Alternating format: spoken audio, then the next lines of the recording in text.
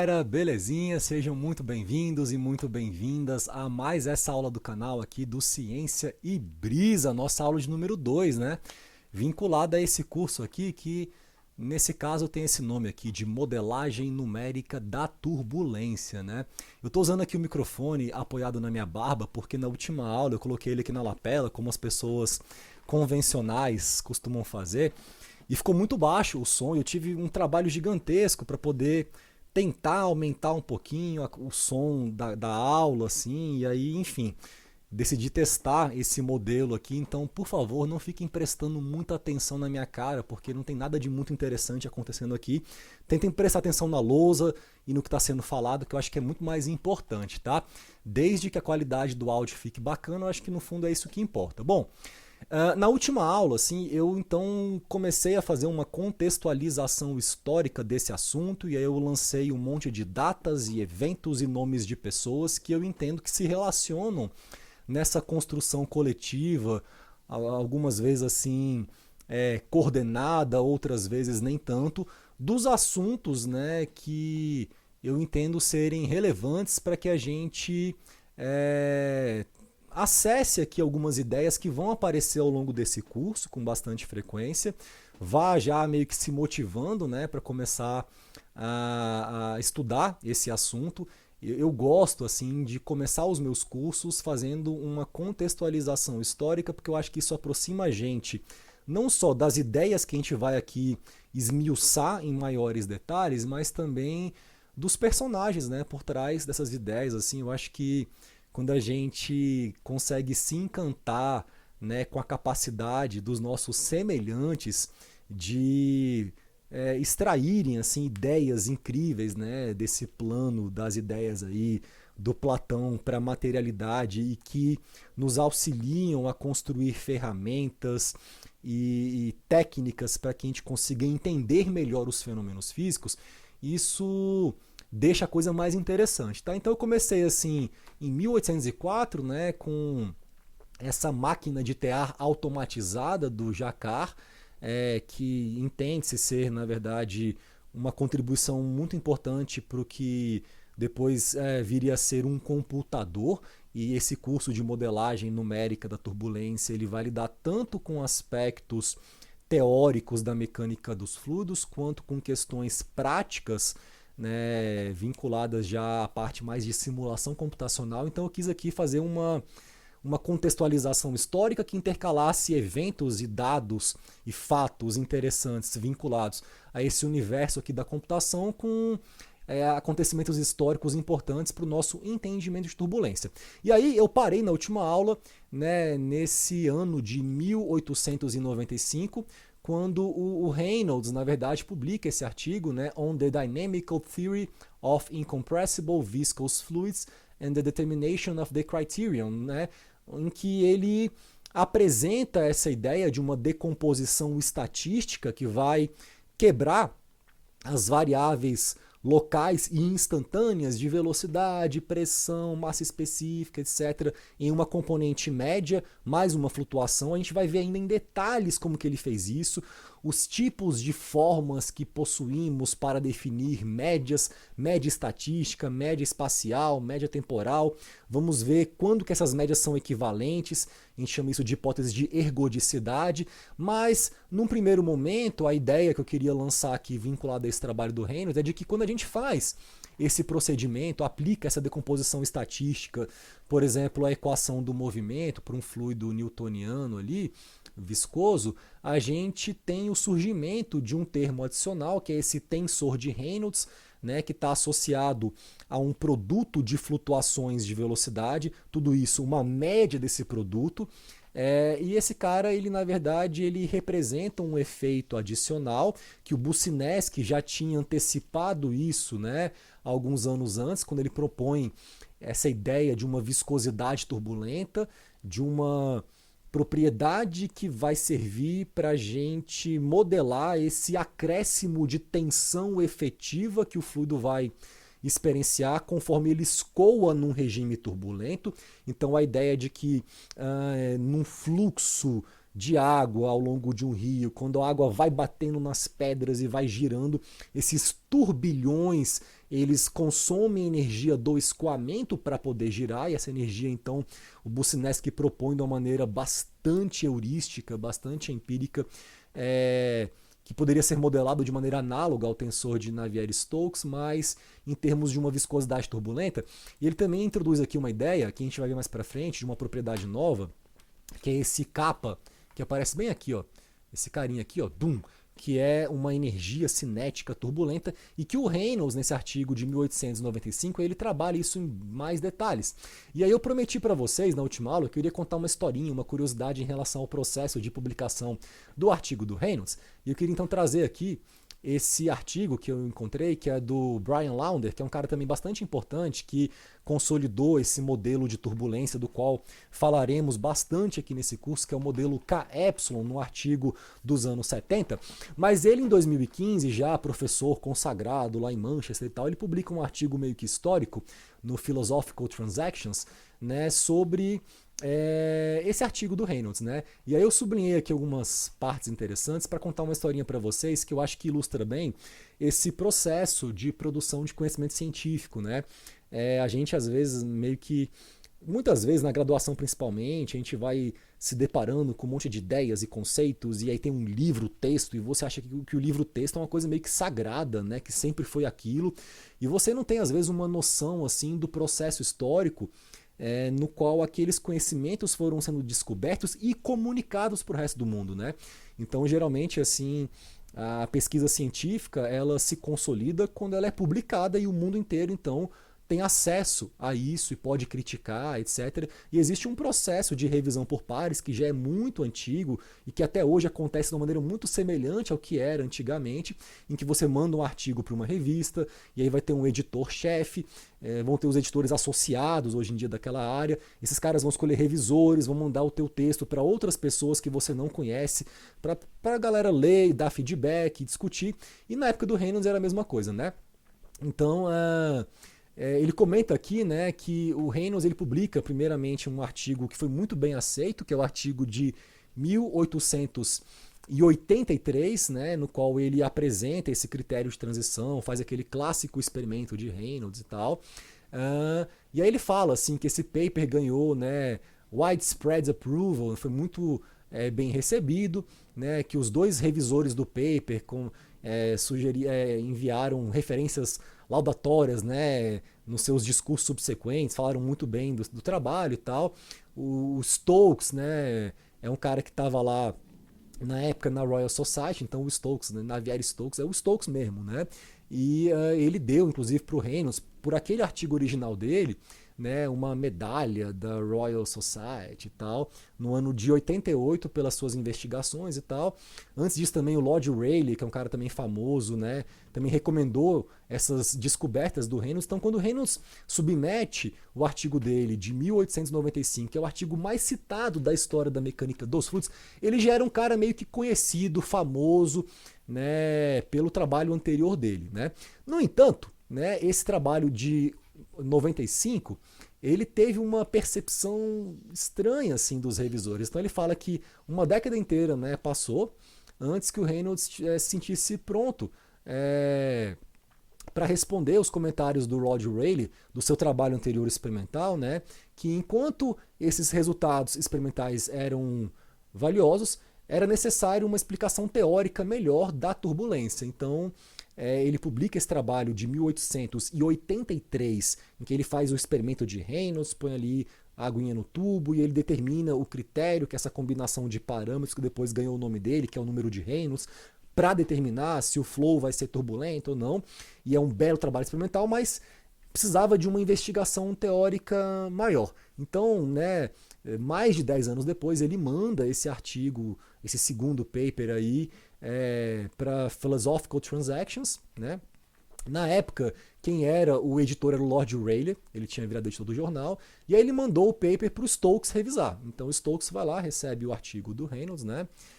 E aí, dessa vez, entretanto, está aqui sublinhado, diferentemente da sua revisão entusiasmada do artigo de 1883, o Stokes já mais velho, né, ele achou estranho, ficou um pouco perplexo assim, e ele escreve uma carta para o Lord Rayleigh meio que em cima do muro, né? Ele fala que é Classic Example of Sitting on a Fence. E aqui tem a carta, né? Que ele fala assim, eu vou tentar ler um pouquinho dessa carta rapidamente, que é a carta original, ó, de 1894. Quer dizer, na época eu não sei se foi em máquina de escrever ou não, mas enfim, isso aqui é a carta que o Stokes mandou para o Lord Rayleigh referente a esse artigo. E ele fala assim, ó, me sinto talvez um pouco culpado de não ter digerido bem o trabalho do professor Osborne Reynolds, né? Ele achou muito difícil entender quais são as noções do autor. Ele conjectura então assim o significado do que ele queria dizer, e ele não acha que o Reynolds conseguiu deixar claro qual foi o seu ponto de vista, o que ele queria falar ali, né? Mas ele também reconhece que, pô, ele é um cara habilidoso, however, an able man, e achou muito bom o trabalho anterior dele, né, mostrando as condições nas quais essa similaridade dinâmica né, que vem das equações dimensionais da hidrodinâmica leva o flow a ser ou não turbulento e tal. Então ele comenta do trabalho anterior, né, e aí ele fala assim que o fato do autor ter se dado o trabalho de imprimir esse trabalho que ele agora submete à Royal Society mostra que ele mesmo, o Reynolds, deve considerar que esse trabalho é importante. Mas eu confesso, né, que eu não estou ainda preparado para dar a minha opinião mesmo sobre esse trabalho, né? Não sei se ele vale alguma coisa, se não vale. Meio que assim, o Stokes fala, cara, eu não entendi muito bem assim, algumas ideias do Reynolds, né? E aí o Lord Rayleigh recebe essa revisão do Stokes e fala, caramba, cara, e aí, esse trabalho é bom, não é? Tem seu valor? Então ele fica meio assim, confuso, e ele quer então pedir uma segunda opinião. E aí ele então manda o paper para o Horace Lamb. O Lamb foi o cara que publicou, né, o que seria a primeira edição do que a gente conhece como sendo o primeiro livro, texto mesmo, em inglês, de mecânica dos fluidos, chamado Hydrodynamics. Então também é um cara famoso. E aí o Lamb também entra nesse processo de revisão junto com o Stokes. Eles combinam de escrever aqui, né, uma carta conjunta. E aí, assim, uma das principais críticas que esses revisores fazem ao artigo original do Reynolds tem a ver com o significado preciso de algumas palavras que o Reynolds usa, como, por exemplo, mean motion, movimento médio-médio, relative mean motion. Então eles acham estranhas assim, as palavras que o Reynolds usa para se referir à sua ideia, né? Ou seja, esse paper assim causou uma certa dificuldade de ser aceito. Olha que interessante isso, né? O Reynolds então responde ao Lord Rayleigh, que é o revisor, e fala assim: isso aqui na verdade é o Stokes falando que depois que ele entrou em contato com o Lamb, conversaram um pouquinho, eles estão dispostos, né, a receber um feedback do Reynolds em relação a essas críticas, das palavras que ele usa para tentar construir o argumento dele. E aqui tem a resposta do Reynolds, esse aqui é o Reynolds, esse cara aí, em relação ao feedback dos revisores, né? E aí ele fala de maneira muito humilde, né? Por meio da cópia dos comentários, né, no meu artigo dos revisores que você me enviou. É claro que os revisores acharam muito difícil entender a ideia, assim, o discurso geral do meu argumento principal. E eu estaria muito feliz, eu fico muito feliz de saber dessas dificuldades, porque elas me dão também uma oportunidade, né, de melhorar o artigo, e aí ele continua, e aí entra num processo de revisão. Então é interessante assim essa discussão aqui para mostrar que mesmo esse trabalho, que é o trabalho mais citado da história da mecânica dos fluidos, é um trabalho que foi assim publicado com alguma dificuldade, principalmente por conta da terminologia que o Reynolds usava, né? Ele ainda não usava a palavra turbulência, não tinha pegado ainda, né, esse jargão. Quem introduz esse jargão, na verdade, é o Lord Kelvin, né? 10 anos depois do Boussinesq propor a sua hipótese de Boussinesq. Então, assim, é uma curiosidade histórica de que esse artigo tão importante e que a gente vai discutir aqui ao longo desse curso, várias das ideias que são colocadas nesse artigo, ele teve uma recepção difícil na época por pessoas assim muito bem gabaritadas, né? Que a gente vê que o Lord Rayleigh era o editor da revista, o Stokes foi o primeiro revisor, o Lamb foi o segundo revisor. Então você imagina essa galera discutindo, né, esse trabalho, esse tema naquela época, ainda sem uma noção muito clara do tanto de ideias que iriam surgir depois em decorrência desse trabalho do Reynolds, que é sim revolucionário, como a gente vai ver aqui nesse curso mais para frente. Então, depois que eu apresentar para vocês o processo de decomposição estatística, né, que a gente também chama de decomposição de Reynolds, e aplicar essa decomposição em cima das equações do movimento e também da energia, porque se a velocidade flutua, né, devido a esses mecanismos turbulentos, a temperatura também pode variar, esses caras estão acoplados, então também falaremos da equação da energia. E essa decomposição leva ao surgimento de incógnitas suplementares, ou seja, isso leva a um problema de fechamento. A gente vai ver que para fechar o problema, muita coisa se desenvolve depois, e grande parte das simulações computacionais hoje em dia, utilizadas principalmente para fins de aplicação industrial, elas se baseiam nessa ideia de tensor de Reynolds, de decomposição estatística, como proposta pelo Reynolds. Esse artigo também, né, do Reynolds já traz uma proposta de um modelo, de uma equação de evolução, porque a gente chama de energia cinética turbulenta, que é geralmente representada pela letra grega kappa, que a gente vê no modelo KY, Kômega. Então, às vezes, você pode até brincar de fazer uma simulação usando um pacote comercial ali, e você está usando um modelo KY, nem sabe o que é esse K, né, do KY, isso é energia cinética turbulenta, ela está associada ao traço do tensor de Reynolds. O Reynolds já propõe uma equação de evolução para esse cara, muito antes, né, do Harlow e do Nakayama, nos anos 60 do século 20, chegarem assim com uma proposta do que seria o modelo KY mesmo. Então é um artigo revolucionário que na época os revisores e as pessoas envolvidas no processo de publicação ainda não tinham essa ideia, né, do que viria a acontecer depois desse artigo e muito em função dele, tá? Bom, então em seguida a gente vai para um outro evento, 9 anos depois, o Prandtl.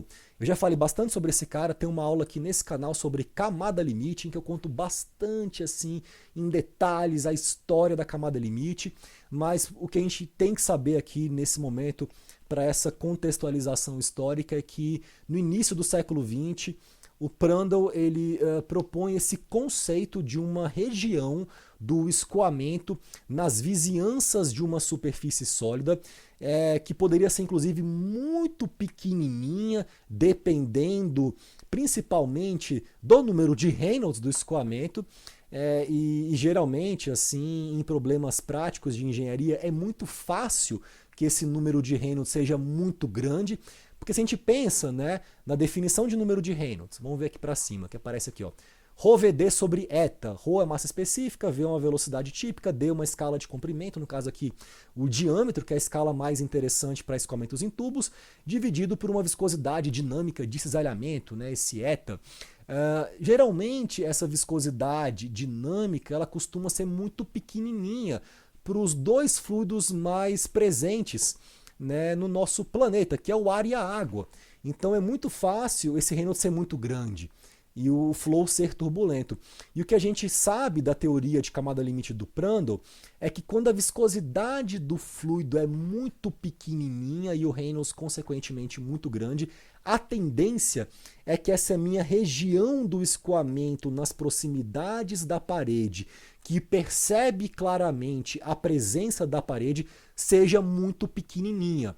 Então, quando Prandtl propõe a existência de uma camada limite no início do século XX, está um pouco assim implícita a ideia, pelo menos para a maioria das aplicações, né, de hidráulica da época, que esse cara deveria ser muito pequeno.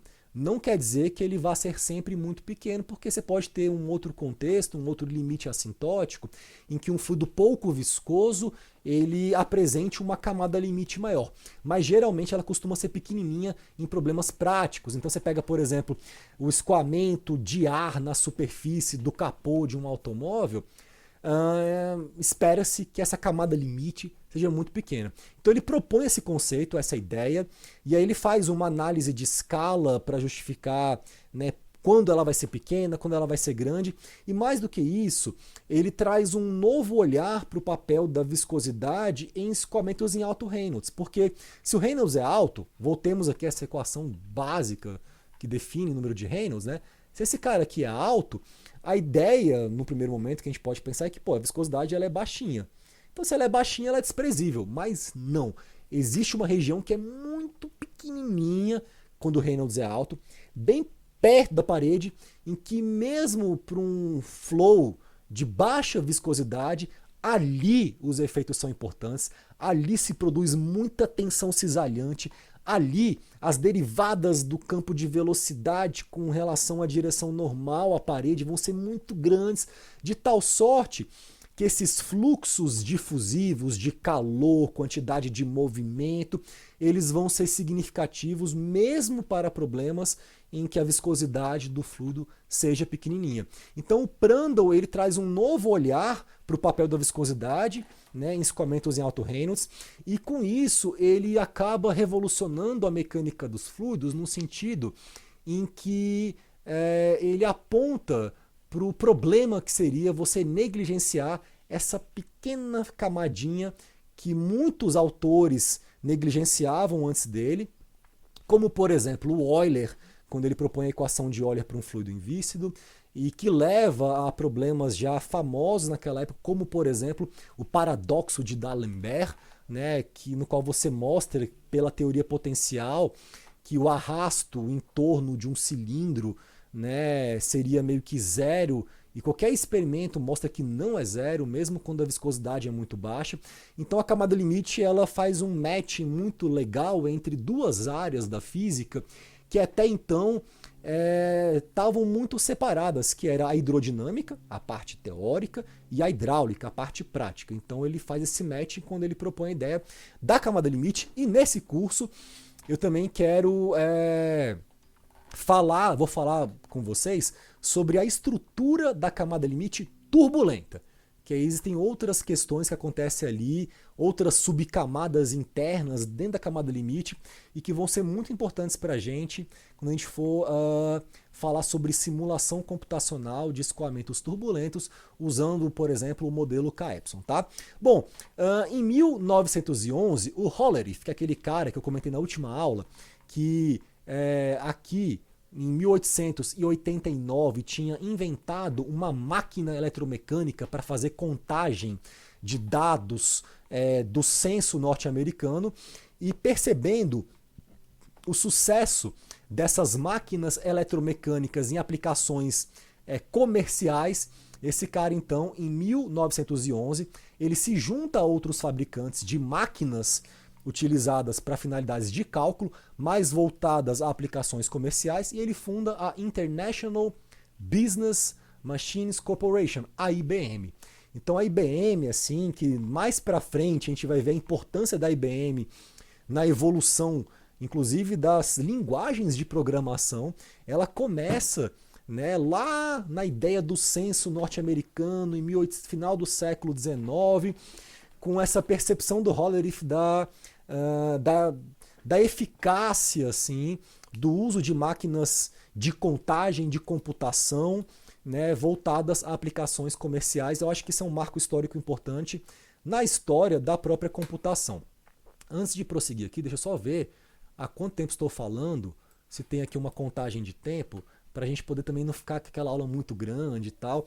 Eu estou querendo assim gravar esse curso sem me apressar, sem ficar naquela afobação, né, respeitando o tempo do discurso e o tempo também de vocês. Assim, eu não quero passar tipo, de 1 hora mais nas minhas gravações aqui para o canal, tá? Eu tô com essa proposta aqui, então temos tempo ainda. Bom, Em 1925, o próprio Prandtl, né, ele propõe que seria o primeiro modelo de turbulência da história, né? Esse modelo que a gente chama de modelo do comprimento de mistura, que é muito simples ainda, que a gente nem usa muito ele hoje em dia, mas que já seria assim um primeiro modelo para quantificação do que seria essa viscosidade turbulenta. Ora, quando o Boussinesq, né, propõe aqui essa ideia de modelar esse tensor de Reynolds usando uma viscosidade turbulenta, isso é muito legal, isso é muito bacana, mas ele não dá nenhuma sugestão de como resolver isso aqui. Porque agora, beleza, eu tenho uma variável a mais que vai aparecer nesse processo de decomposição estatística das equações do movimento, que é o tensor de Reynolds. E eu vou propor que esse cara, então, seja modelado de maneira análoga a Navier-Stokes, com uma energia cinética turbulenta, um K, que tem que ser também modelado, quantificado, e com uma viscosidade turbulenta, que também tem que ser modelada, quantificado. Essa viscosidade turbulenta, ela não é uma propriedade termodinâmica, termofísica do fluido. Ela é uma propriedade do escoamento. Então existe um campo de viscosidade turbulenta. Localmente, em cada pedaço do teu escoamento, em cada pedaço do domínio de solução do seu escoamento turbulento, eu posso ter um valor diferente da viscosidade turbulenta. E aí o modelo do comprimento de mistura para o Prandtl é um modelo a uma equação que modela essa viscosidade turbulenta usando a ideia de um comprimento de mistura que estaria associado a uma escala de comprimento típica desses vórtices turbulentos. Assim. O que a gente vai ver aqui sobre turbulência é que a turbulência é um fenômeno de múltiplas escalas. Então você tem desde vórtices grandes a vórtices assim quase que moleculares, né? Em 1942, se não me engano, Kolmogorov propõe algumas escalas para esses vórtices pequenininhos, mas fato é que um comprimento característico de interação desses vórtices, ele vai aparecer aqui como uma quantidade importante na modelagem dessa viscosidade turbulenta, porque entende-se que a turbulência, além de ser um fenômeno de múltiplas escalas, também é um fenômeno de natureza dissipativa. Eu acho que eu ponho aqui embaixo uma fotinho disso, né? Então eu tenho aqui vórtices muito grandes, no qual tem uma injeção de energia e esses vórtices vão transferindo energia para vórtices menores, e no finalzinho, os menores vórtices, essa escalazinha Lzinha, eles dissipam a energia. Então você pode imaginar a turbulência no primeiro momento como uma série de engrenagens grandes, médias, em que a energia dos vórtices grandes por rotação vai sendo transferida aos vórtices menores e menores e menores. Quando chega no menor vórtice, ele não tem mais para quem transferir energia, não tem uma escala abaixo dele. Então essa energia é dissipada. Tanto é que a turbulência é um mecanismo físico muito interessante quando você está interessado em dissipar mais calor. É muito comum que você use, então, artifícios para tentar deixar o escoamento um pouco mais turbulento, por exemplo, em trocadores de calor. Você paga um preço tendo que alimentar esses vórtices, né, porque o arrasto vai aumentar, mas você tem um retorno em termos de um potencial de troca de calor mais efetivo por conta dessa natureza dissipativa da turbulência. Então, quando a gente fala em turbulência, a gente fala em escalas. Tá?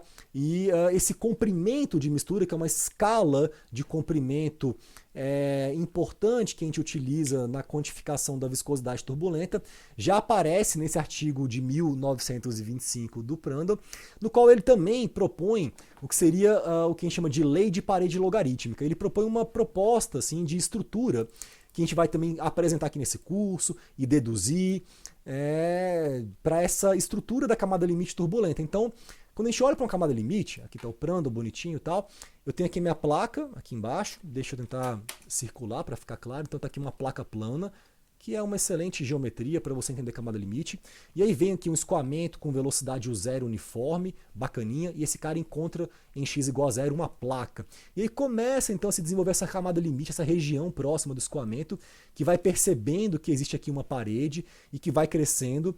Essa parte inicial a gente chama de camada laminar.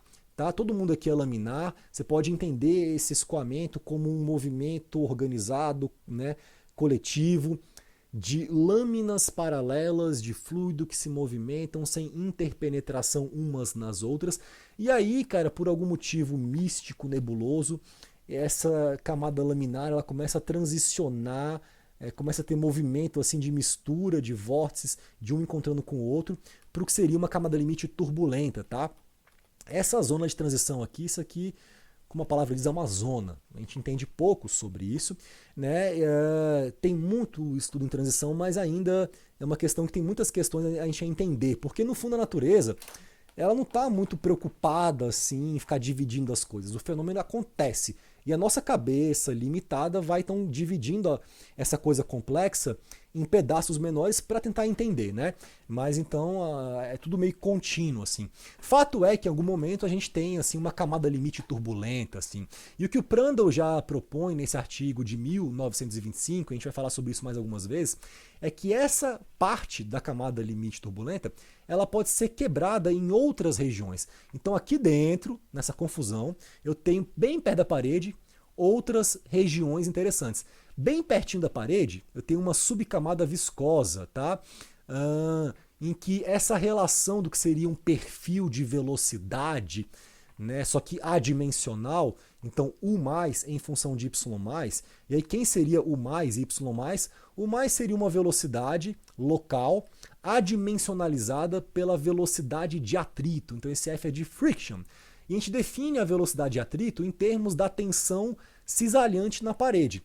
Então essa expressão tal W sobre ρ elevado a 1/2, isso aqui se você faz uma análise de dimensões, esse cara vai dar metro por segundo. É uma velocidade que a gente chama de velocidade de atrito, tá? Então a gente geralmente representa a estrutura dessa região interna da camada limite turbulenta em termos de um perfil U mais e Y mais. E aí a gente tem assim zonas em que esses perfis são modelados usando diferentes equações, tá? Então aqui nessa região da subcamada viscosa, a gente tem um perfil que seria linear, esse U mais, né, ele vai ser uma constante Y mais, não necessariamente uma constante igual a esse K aqui, mas uma constante, enfim, uma relação linear, que aqui não aparece muito linear, porque eu estou usando um gráfico em escala logarítmica, tá? Mas seria uma região linear. E aí aqui eu tenho uma região de transição que a gente chama de buffer layer. Então na camada subviscosa, que é bem pertinho da parede, Y mais de 0 até um pouco abaixo de 10, assim, a gente tem o fluido muito devagar, porque tem a condição de não escorregamento, então ele está paradinho. Eu estou muito lento para eu ter flutuações turbulentas significativas. É quase uma região laminar dentro da camada limite já turbulenta. Eu estou bem na parede ali.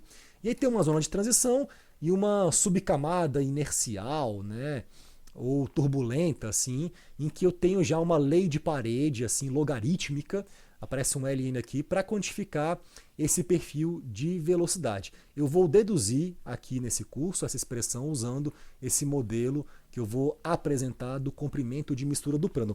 Por que isso aqui é importante? Pelo seguinte motivo. Quando a gente fala de modelagem da turbulência, então a palavra modelagem aqui ela tem que trazer para a gente a ideia de que aproximações e hipóteses serão feitas para a gente lidar com a quantificação por meio de simulação computacional do movimento de um escoamento turbulento. E essas hipóteses elas vão trazer algumas consequências. Então o modelo K-epsilon, que é um dos modelos mais utilizados, né, na indústria para você fazer simulação computacional de escoamentos turbulentos, ele é um modelo que ele funciona muito bem, mas ele não é muito bom pertinho da parede. Ele não funciona muito bem ali perto. Ali você teria que ter malhas muito refinadas para quantificar bem as derivadas de velocidade, temperatura, se eu estiver num contexto não isotérmico e tal.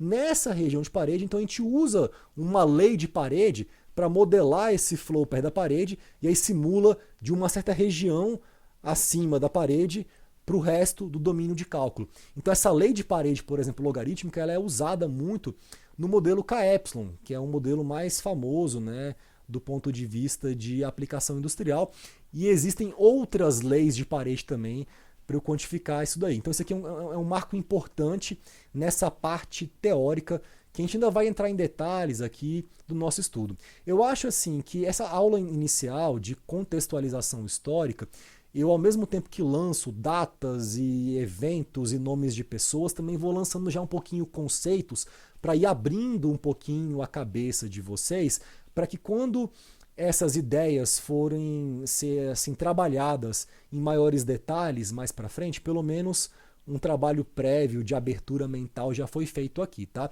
Não tem problema se você não está entendendo em detalhes isso que está sendo aqui colocado, porque isso aqui vai ser melhor explorado, basta que você saiba que isso aqui é importante, tá? Pois bem, em 1936, o Alan Turing, todo mundo já deve ter ouvido falar desse cara, tem aquele filme famoso, né, O Jogo da Imitação, que conta um pouco a história da vida dele. Ele publica um artigo onde ele propõe um modelo matemático ainda, abstrato do que seria um computador. Não existia na época, né, computadores como a gente conhece hoje em dia. E, inclusive é importante, interessante que você, né, se faça a pergunta: o que é um computador? Porque a gente pensa em computador, aí pensa já num monitor, numa estrutura física, né, que segue uma visão já bem moderna do que seria um computador. Mas o que seria, do ponto de vista lógico, abstrato, um computador, né?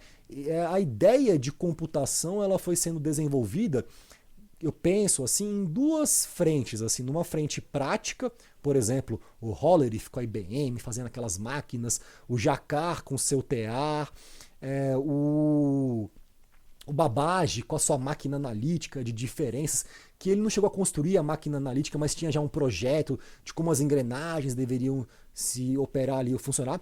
Mas ao mesmo tempo também a gente tem desenvolvimentos matemáticos, abstratos, né, que depois vão se juntar com esses desenvolvimentos mais de projeto de engenharia para que a gente pudesse então construir computadores.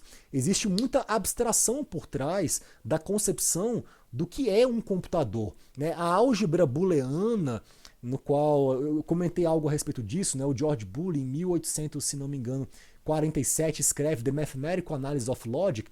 Ele apresenta essa álgebra booleana sem saber ainda que ela seria usada, né, juntamente com esquemas de numerações binários para formar o que hoje é um computador moderno. Então tem um desenvolvimento assim meio mecânico, físico, eletromecânico, com um desenvolvimento matemático, lógico, abstrato nesse processo, né, do que viria a culminar na construção de computadores modernos. E o Turing, então, ele propõe essa máquina de Turing, que é uma máquina abstrata, que já descreve um modelo matemático do que seria uma computação de uma máquina hipotética que, usando uma fita infinita, manipularia símbolos nessa tira de fita de acordo com uma tabela de instruções.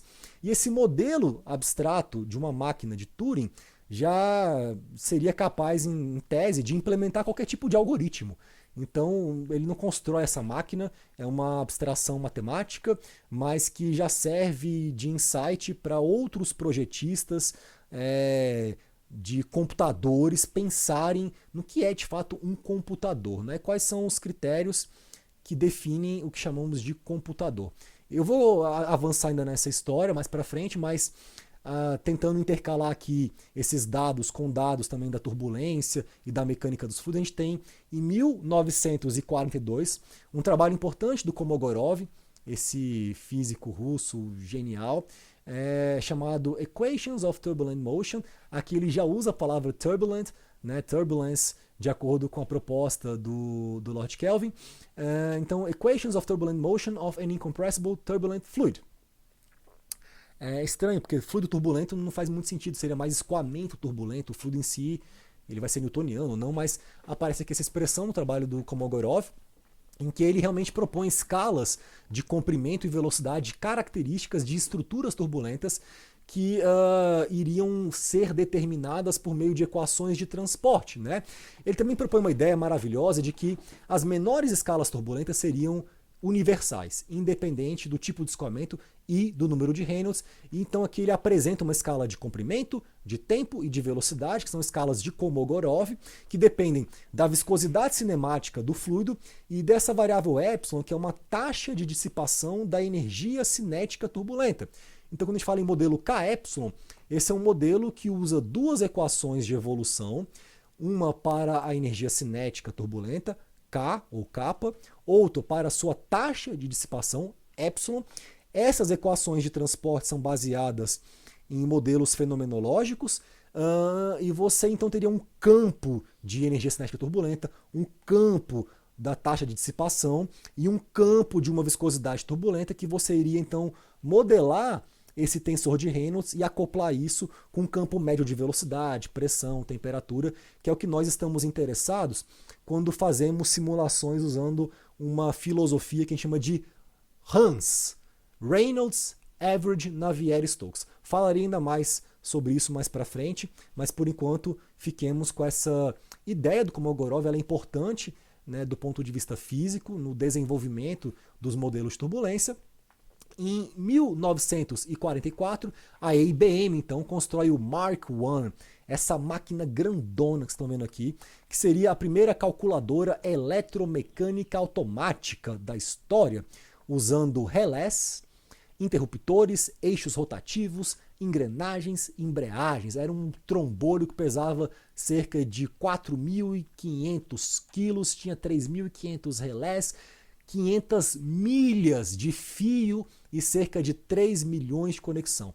Então, olha o tamanho dessa máquina, né, que seria, não sei ainda um computador, mas uma calculadora eletromecânica automática. Então, automática no sentido que eu poderia programar o cálculo que ela iria fazer.